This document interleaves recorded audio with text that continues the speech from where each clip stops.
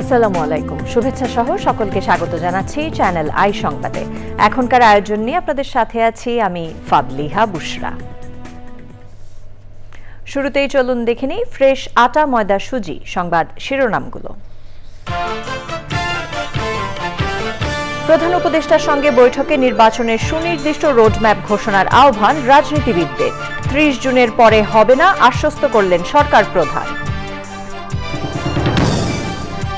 জনগণ শীঘ্রই অবাধ নিরপেক্ষ নির্বাচন দেখবে বলে তারেক রহমানের আশা। ফ্যাসিবাদের উত্থান রোধে সবাইকে ঐক্যবদ্ধ থাকার তাগিদ। রাজনৈতিক দলগুলোকে পাশ কাটিয়ে সংস্কার টেকসই হবে না মনে করেন বিশিষ্টজনেরা। নাগরিক সমাজের ঐকমত্য ও অংশগ্রহণে কমিশনের গুরুত্ব আরোপ। চাংখারপুলে ৬ জনকে হত্যা মামলায় ৮ পুলিশ সদস্যের বিরুদ্ধে অভিযোগ ট্রাইব্যুনালের আমলে। সাবেক ডিএমপি কমিশনার হাবিবের নামে গ্রেফতারি পরোয়ানা। এবং দেশে প্রথমবার প্রকৃতি ও জীবন ফাউন্ডেশনের ক্যামেরায় বামন মাছরাঙার ভিডিও চিত্র। বন্যপ্রাণী গবেষণায় বড় অর্জন বলছেন বিশেষজ্ঞরা।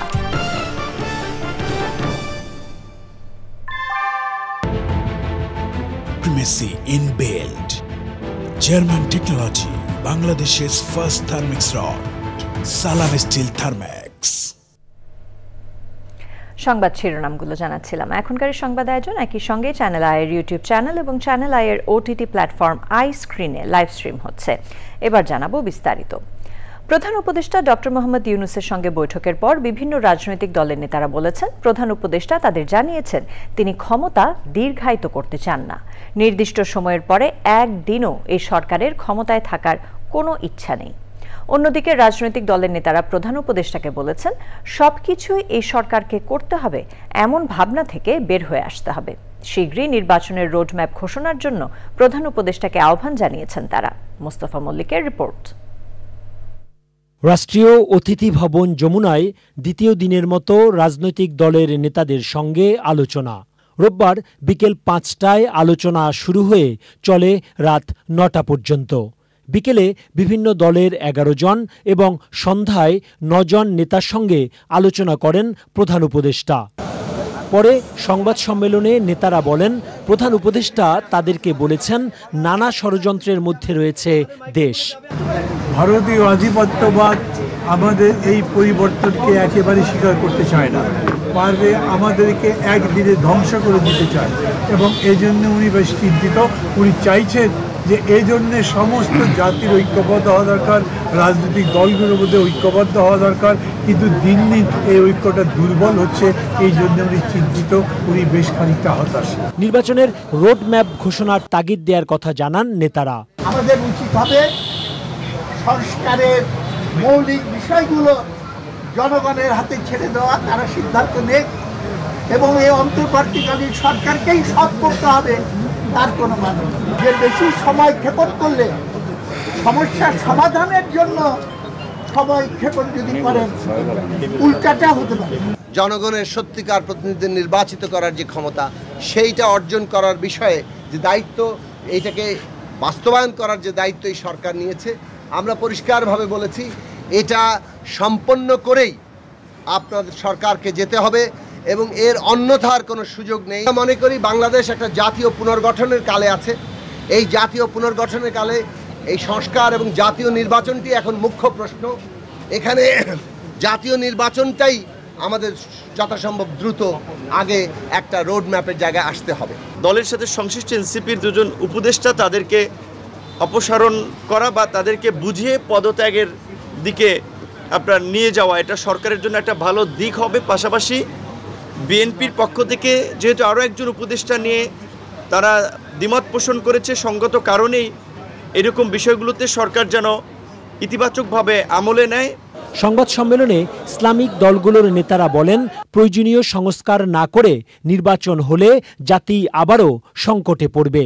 ফ্যাসিস্টদেরকে, কুমিদেরকে, খুনিদেরকে আয়নাঘর যারা বানিয়েছে, আন্তর্জাতিক সমস্ত দুনিয়ার ইতিহাস লঙ্ঘন করে এদের বিচার দৃশ্যমান করতে হবে এবং জাতীয় নির্বাচন এটা একটা পরিবেশ তৈরি করতে হবে।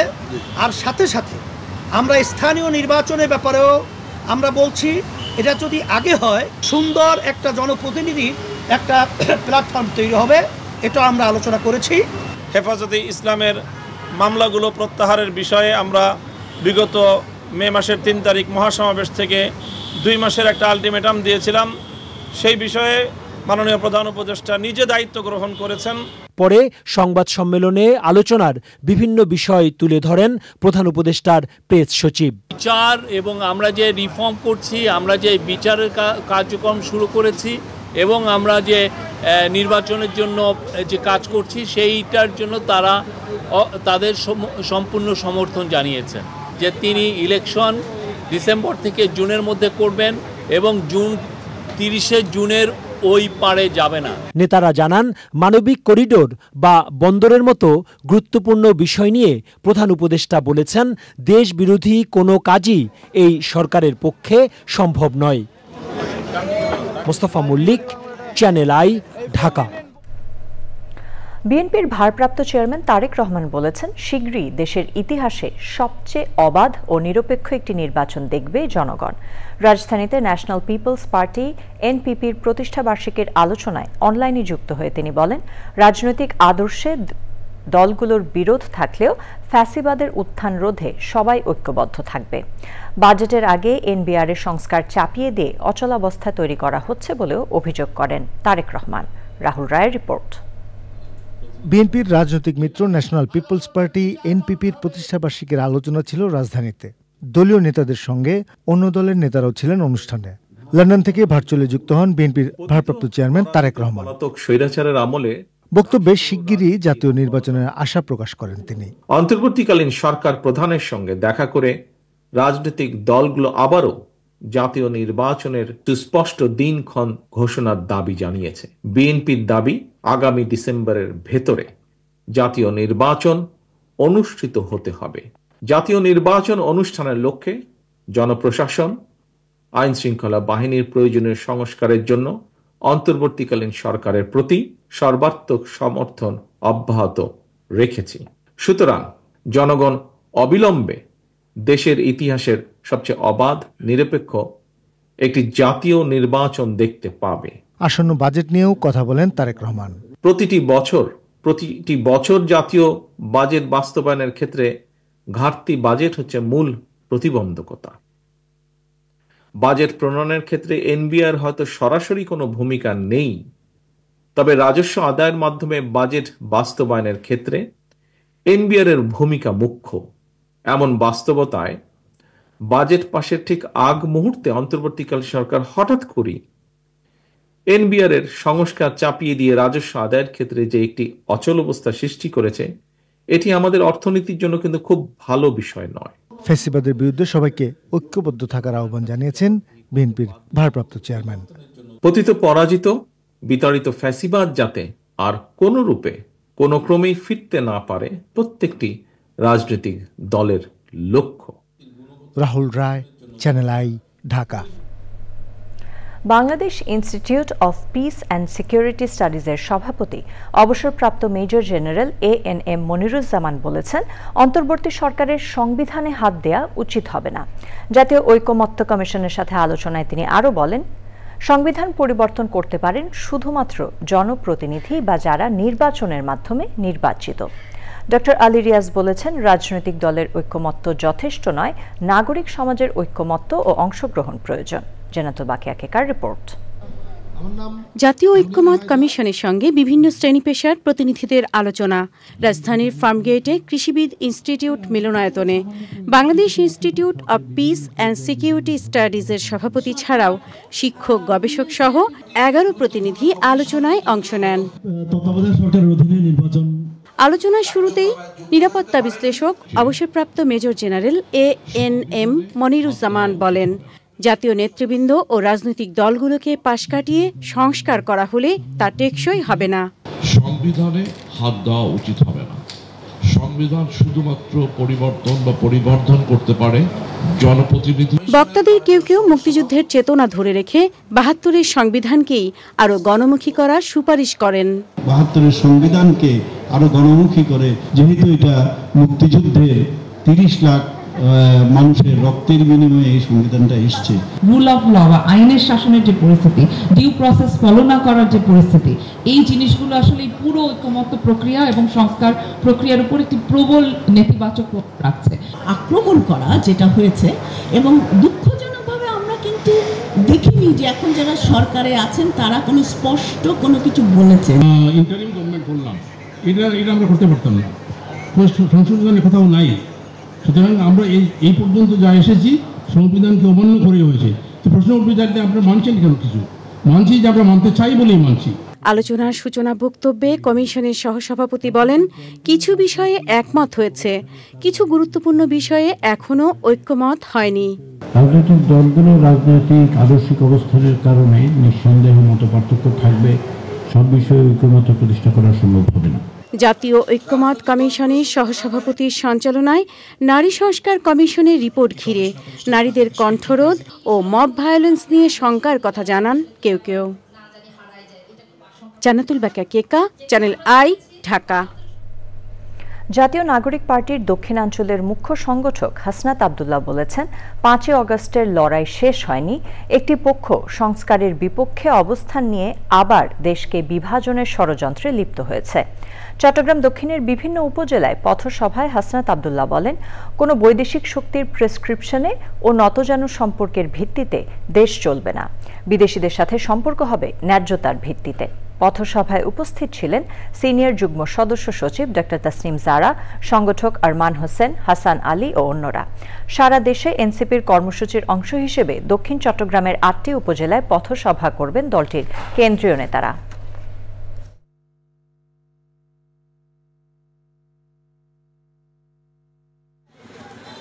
আমরা ভেবেছিলাম 5ই আগস্ট আমাদের এই লড়াই সংগ্রাম শেষ হয়ে গিয়েছে, কিন্তু দুর্ভাগ্যজনক বিষয়, আমরা দেখছি একটা পক্ষ সংস্কারের বিপক্ষে অবস্থান নিয়েছে, একটা পক্ষ আবার দেশটাকে বিভাজনের ষড়যন্ত্রে লিপ্ত হয়েছে।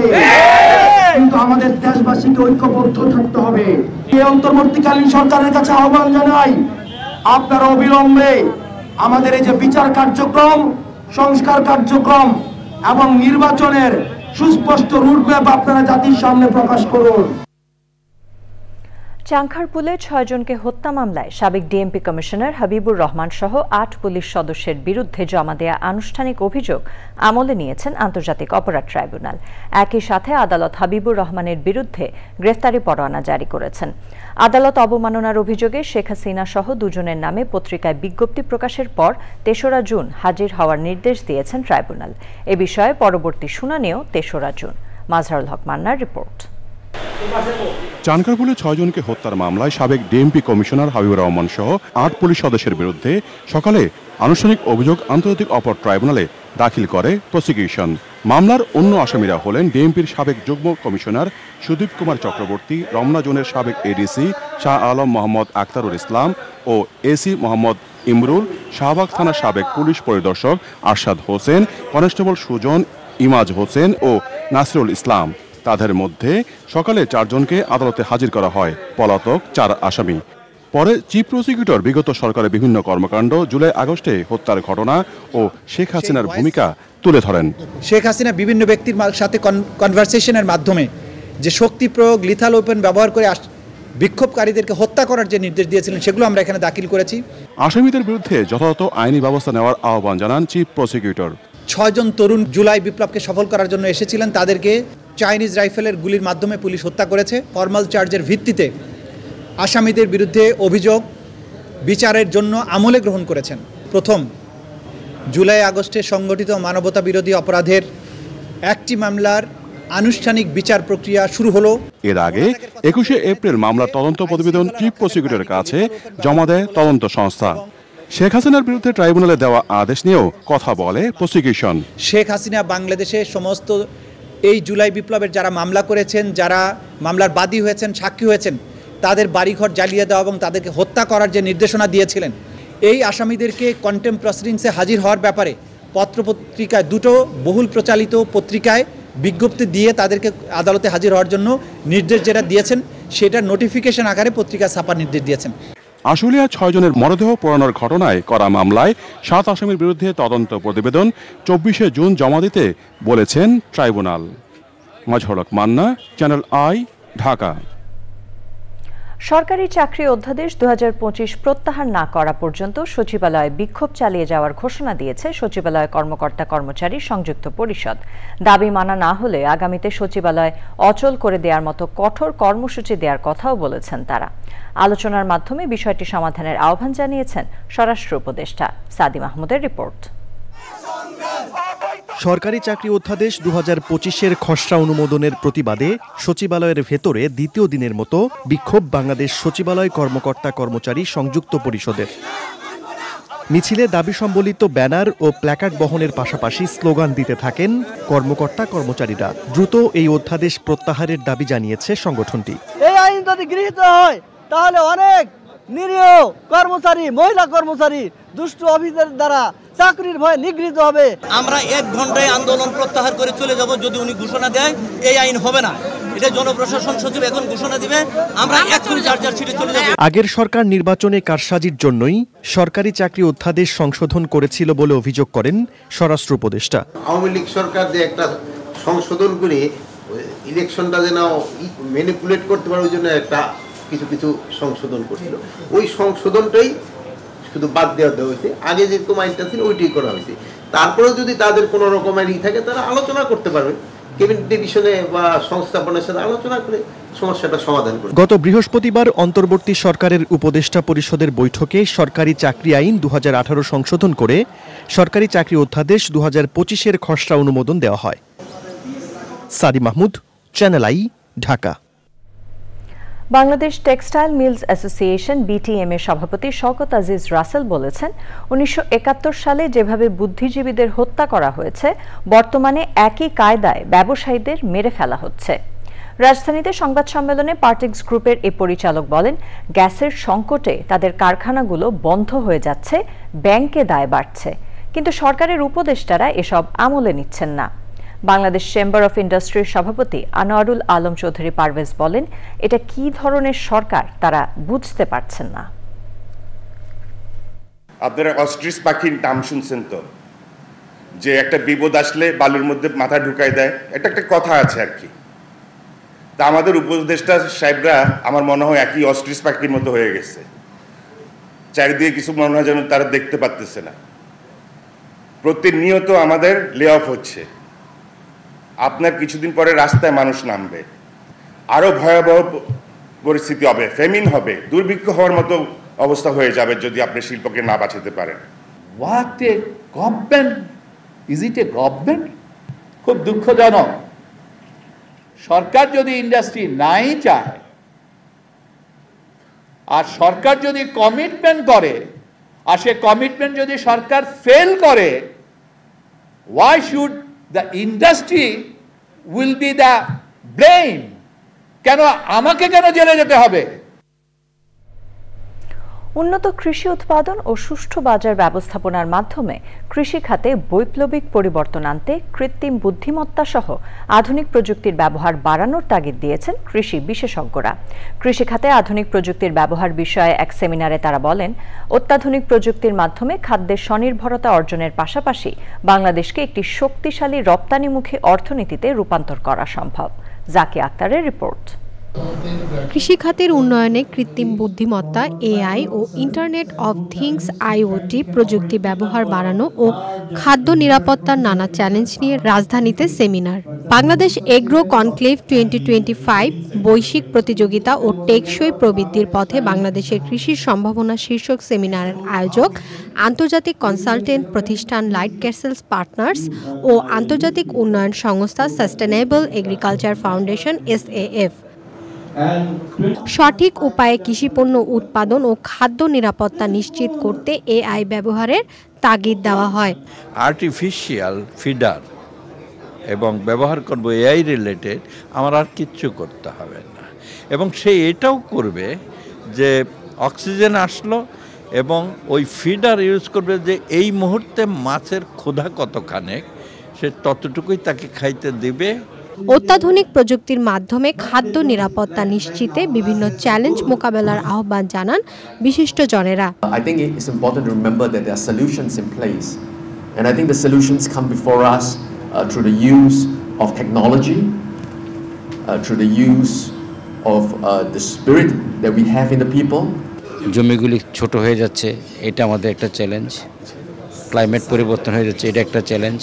পৃথিবীর যত ভালো ভালো গুড প্র্যাকটিসেসগুলো আছে, মডার্ন টেকনোলজিগুলো আছে, সেগুলো আমাদের দেশের আদলে আমাদের ফার্মার্স ফ্রেন্ডলি করে আমরা কীভাবে করতে হবে, সেটা হচ্ছে এখন আমি মনে করছি যে আমাদের জন্য বড় কাজ করার জায়গা। দেশের কৃষিতে বৈপ্লবিক পরিবর্তন আনতে আধুনিক প্রযুক্তির বিকল্প নেই বলেও মনে করেন বিশেষজ্ঞরা। Zakia Akhtar, channel I, Dhaka. উজ্জ্বল কমলা আর নীল রঙের অদ্ভুত সুন্দর পাখি ওরিয়েন্টাল ডর্ফ কিংফিশার বা উদয়ী বামন মাছরাঙা। দেশে প্রথমবারের মতো দুর্লভ এই পাখিটির ভিডিও চিত্র ধারণ করেছে প্রকৃতি ও জীবন ফাউন্ডেশনের দল।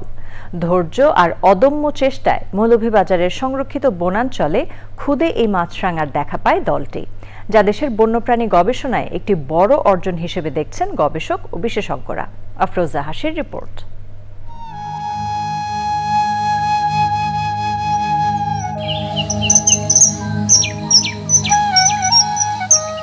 লাল ঠোঁট, গাঢ় লাল চোখ, কমলা হলুদ পেট আর নীলচে কালো পিঠ।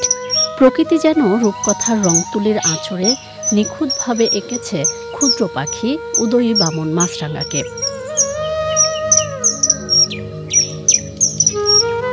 13 সেন্টিমিটার দৈর্ঘ্যের ছোট্ট এই পাখিটি অত্যন্ত নিভৃতচারী।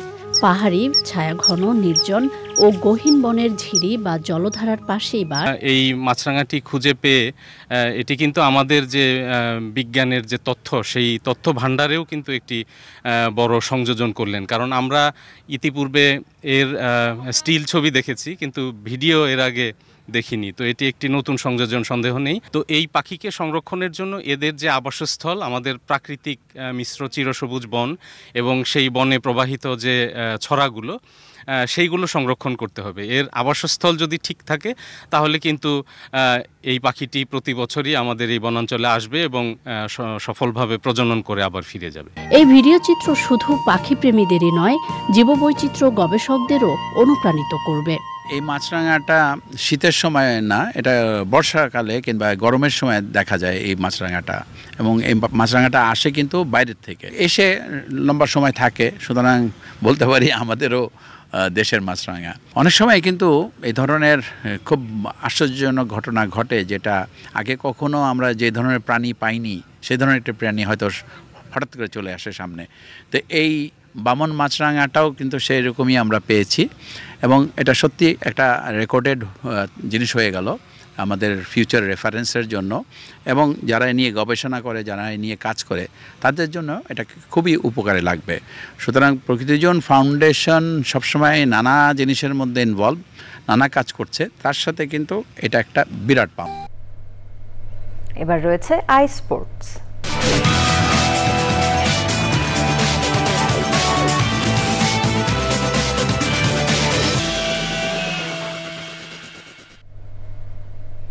আসছে 10 জুন এএফসি এশিয়ান কাপ ফুটবলের বাছাই ম্যাচের জন্য বাংলাদেশের দর্শক ভক্তদের আগ্রহ তুমুল। সে ম্যাচটি হতে যাচ্ছে বাংলাদেশ ফুটবলের পোস্টার বয় হয়ে ওঠা হামজা চৌধুরীর দেশের মাঠে অভিষেক ম্যাচ। একই সাথে কানাডার সমিত সোম ও ইটালির ফাহমেদুল সহ বেশ কয়েকজন প্রবাসী ফুটবলারও বাংলাদেশ দলে যোগ দিচ্ছেন এই ম্যাচের আগে।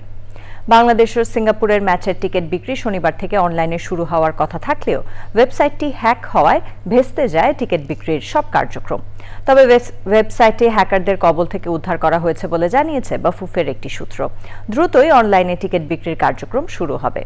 ওদিকে নির্ধারিত সময়ের 5 দিন পর আগামী 30 জুন সংস্কার হওয়া ঢাকা জাতীয় স্টেডিয়াম জাতীয় ক্রীড়া পরিষদের কাছ থেকে বুঝে পাবে বাংলাদেশ ফুটবল ফেডারেশন বাফুফে। 30 মে শুরু হওয়ার কথা জাতীয় ফুটবল দলের অনুশীলন ক্যাম্প। 4 জুন ভুটানের বিপক্ষে একটি আন্তর্জাতিক প্রীতি ম্যাচ রয়েছে বাংলাদেশ দলের। আমাদের মেইন অবজেক্টিভ হলো টিকিটগুলি আমরা অনলাইন করা। এই অনলাইন করার জন্য আমরা এখন একটা ব্যাকআপ সিকিউরিটি সিস্টেম ক্রিয়েট করেছি। এটা আরেকটু সময় লাগবে। স্টেডিয়ামটা আমরা 30 তারিখ বুঝে পাবো। স্টেডিয়ামে 2-3টা কাজ বাকি আছে। একটা হলো টাওয়ার একটা আছে অ্যাথলেটিক্সে, ওটা ওনারা বলছে 30 তারিখের ভিতরে উইথড্র করে নিবে। প্লাস একটা টিন শেড আছে যেখানে পুরান লাইটগুলি স্টোর করা, ওইটা ওরা 30 তারিখের ভিতরে এনএসসি সরায় অন্য জায়গায় নিবে, তারপরে আমাদেরকে মাঠ অফিসিয়ালি 30 তারিখে বুঝিয়ে দিবে। এবার জানাবো অন্যান্য খবর। অবৈধ সম্পদ অর্জন এবং ব্যাংক হিসাবে সন্দেহজনক লেনদেনের অভিযোগে জয়পুরহাটের সাবেক সংসদ সদস্য ও জাতীয় সংসদের সাবেক হুইপ আবু সাইদ আল মাহমুদ স্বপনের বিরুদ্ধে মামলা করেছে দুদক। তার বিরুদ্ধে 1,26,00,000-এর বেশি টাকার অবৈধ সম্পদ অর্জন এবং 28টি ব্যাংক হিসাবের মাধ্যমে 653 কোটি টাকার বেশি অস্বাভাবিক ও সন্দেহজনক লেনদেনের অভিযোগ আনা হয়েছে। ব্রিফিংয়ে দুদকের উপপরিচালক আক্তারুল ইসলাম জানান, জাতীয় সংসদের সাবেক হুইপ স্বপনের স্ত্রীর বিরুদ্ধেও একই ধরনের অভিযোগে আরেকটি মামলা হয়েছে। প্রিয় দর্শক, আপনারা দেখছেন চ্যানেল আই সংবাদ। সময় হয়ে গেল একটি বিরতি নেবার। বিরতির পর অন্যান্য খবরের বিরতির পর সাথে থাকার জন্য ধন্যবাদ সবাইকে। জানাবো নিটোল টাটা আন্তর্জাতিক সংবাদ।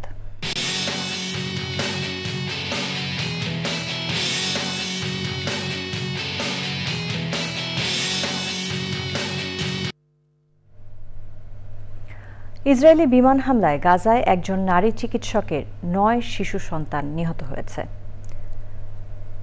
শুক্রবার শহরের দক্ষিণাঞ্চলে নাসের হাসপাতালের শিশু বিশেষজ্ঞ আলা আল নাজ্জারের বাড়িতে হামলা হয়। ফিলিস্তিনি সিভিল ডিফেন্স প্রকাশিত ভিডিওতে নিহত শিশুদের দেহাবশেষ সংগ্রহ করার চিত্র উঠে এসেছে। গাজার সরকারি মিডিয়া অফিস জানিয়েছে, মৃত শিশুদের বয়স 7 মাস থেকে 12 বছর। তাদের মধ্যে 2 শিশুর মরদেহ এখনও ধ্বংসস্তূপের নিচে চাপা পড়ে আছে।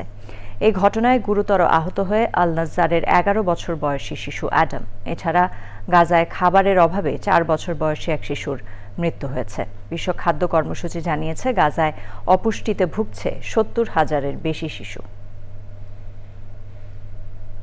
ঢাকা ব্যাংক পিএলসি বাণিজ্য সংবাদ।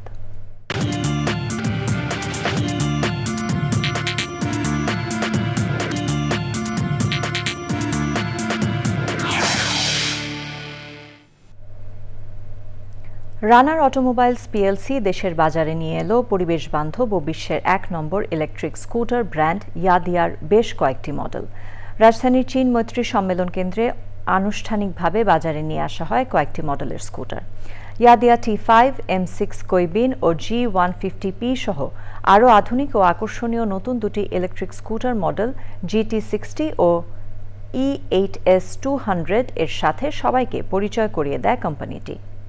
অনুষ্ঠানে রানার গ্রুপের group MD Nazrul Mohammad Islam, chief business officer Abu Hanif এবং ইয়াদিয়ার general manager of global sales Hu সহ রানার অটোমোবাইলস পিএলসির কর্মকর্তারা উপস্থিত ছিলেন।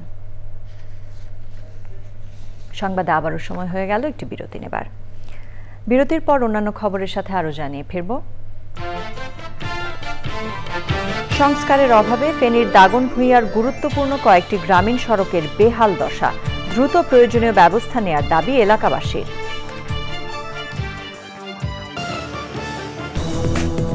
বিরতির পর আবারও আমন্ত্রণ চ্যানেল আই সংবাদে। সংস্কারের অভাবে বেহাল দশা ফেনীর দাগনভূঞা উপজেলার সদর ইউনিয়নের গুরুত্বপূর্ণ কয়েকটি গ্রামীণ সড়কের। দীর্ঘদিনেও এসব রাস্তা সংস্কার হয়নি। সামান্য বৃষ্টিতে কাদা মাটি ও পানিতে একাকার হয়ে যায় রাস্তা। সড়ক নির্মাণে দ্রুত প্রয়োজনীয় ব্যবস্থা নেওয়ার দাবি জানিয়েছেন এলাকাবাসী। ফেনী থেকে পাঠানো তথ্যে আল মুকসিদের রিপোর্ট। দাগনভূঞা সদর ইউনিয়নের তালতলী, ফাজিলের ঘাট, করিমপুর, জগৎপুর সহ অনেকগুলো সড়কের বেহাল দশা। চলাচলের অনুপযোগী হয়ে পড়েছে এসব সড়ক।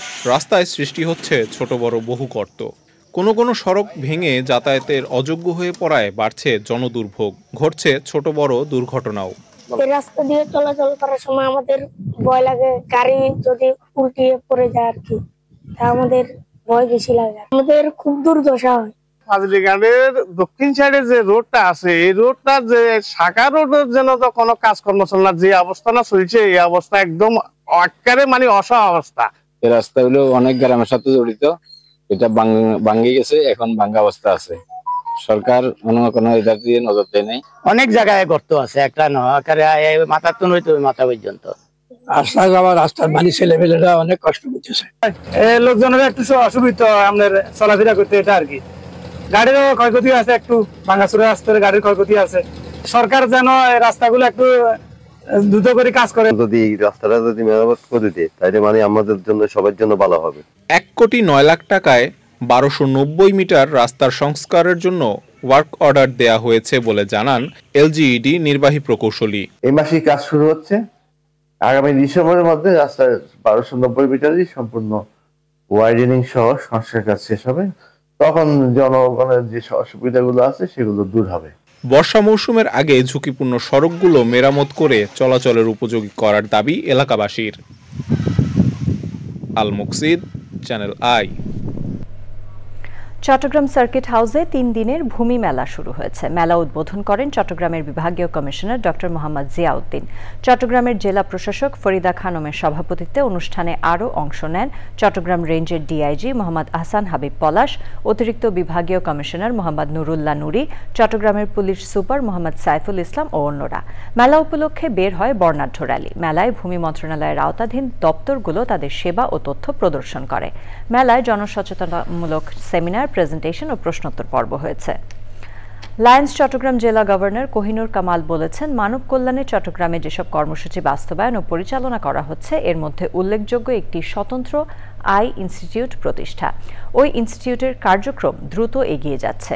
লায়ন্স জেলার 315B4 এর 28তম বার্ষিক সম্মেলন উপলক্ষে সংবাদ সম্মেলনে কোহিনুর কামাল এসব কথা বলেন।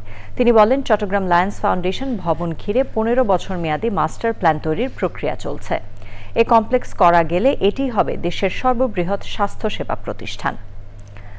আগামী সংসদ নির্বাচন উপলক্ষে চট্টগ্রাম 10 আসনে প্রার্থী বাছাই কার্যক্রম শুরু করেছে ইসলামী আন্দোলন বাংলাদেশ। এ উপলক্ষে তৃণমূল পর্যায়ের দায়িত্বশীলদের সমাবেশ এবং গোপন ব্যালটের মাধ্যমে ভোটের আয়োজন করা হয়। শহরের দেওয়ানহাট এলাকায় আল ইসহাক অডিটোরিয়ামে অনুষ্ঠানে সভাপতিত্ব করেন সংগঠনের চট্টগ্রাম মহানগর সভাপতি মোহাম্মদ জান্নাতুল ইসলাম। অনুষ্ঠানে প্রধান অতিথি ছিলেন কেন্দ্রীয় যুগ্ম মহাসচিব ইঞ্জিনিয়ার আশরাফুল আলম। তিনি বলেন, ফ্যাসিস্ট আওয়ামী লীগ জনগণের ভোটাধিকার হরণ করেছে, তাদের নির্বাচনে অংশগ্রহণ করার কোনো নৈতিক অধিকার নেই। অনুষ্ঠানে আরও বক্তৃতা করেন মুফতি দেলওয়ার হোসাইন সাকি, প্রফেসর ডক্টর বেলাল নূর আজিজি এবং অন্যরা। রাজধানীর নব থিয়েটার হলে আন্তর্জাতিক প্ল্যানেটোরিয়াম দিবসের শতবর্ষ উদযাপন অনুষ্ঠান হয়েছে। দিবসটি উপলক্ষে দিনব্যাপী প্ল্যানেটোরিয়াম ফিল্ম প্রদর্শনী, সায়েন্টিফিক এবং ডিজিটাল এক্সিবিট প্রদর্শনী, টেলিস্কোপ প্রদর্শনী, অ্যাস্ট্রোনমি ও গণিত অলিম্পিয়াড, সেমিনার, বিজ্ঞান আড্ডা সহ নানা অনুষ্ঠানের আয়োজন করা হয়। অনুষ্ঠানে প্রধান অতিথি ছিলেন অর্থ, বিজ্ঞান ও প্রযুক্তি উপদেষ্টা ডক্টর সালেউদ্দিন আহমেদ। বিশেষজ্ঞ অতিথি ছিলেন বিজ্ঞান ও প্রযুক্তি মন্ত্রণালয়ের সিনিয়র সচিব অধ্যাপক মোহাম্মদ মোকাব্বির হোসেন, বাংলাদেশ প্রকৌশল বিশ্ববিদ্যালয়ের উপাচার্য ডক্টর আবু বোরহান মোহাম্মদ বদরুজ্জামান এবং রাজশাহী বিশ্ববিদ্যালয়ের উপাচার্য অধ্যাপক ডক্টর সালেহ হাসান নকিব। অনুষ্ঠানে সভাপতিত্ব করেন নব থিয়েটারের মহাপরিচালক মোহাম্মদ নুরুল আলম। আবারও সময় হয়ে গেল একটি বিরতি নেবার। বিরতির পর খেলার খবরে জানিয়ে ফিরব। বিরতির পর আবারও আমন্ত্রণ চ্যানেল আই সংবাদে। ফিরে এলাম খেলার খবর নিয়ে।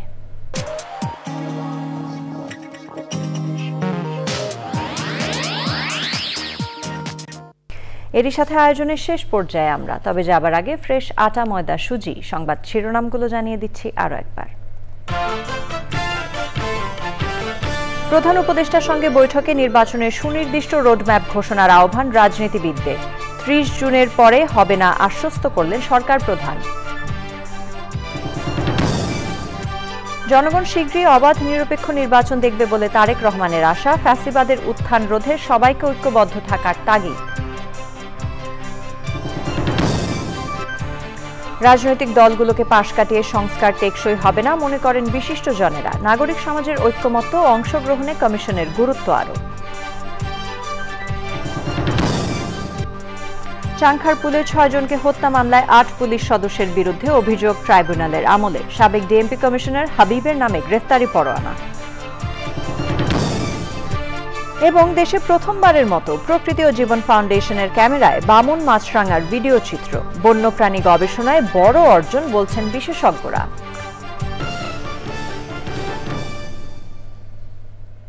চ্যানেল আই সংবাদের এখনকার আয়োজন এ পর্যন্তই। এতক্ষণ আমাদের সাথে থাকার জন্য ধন্যবাদ সবাইকে।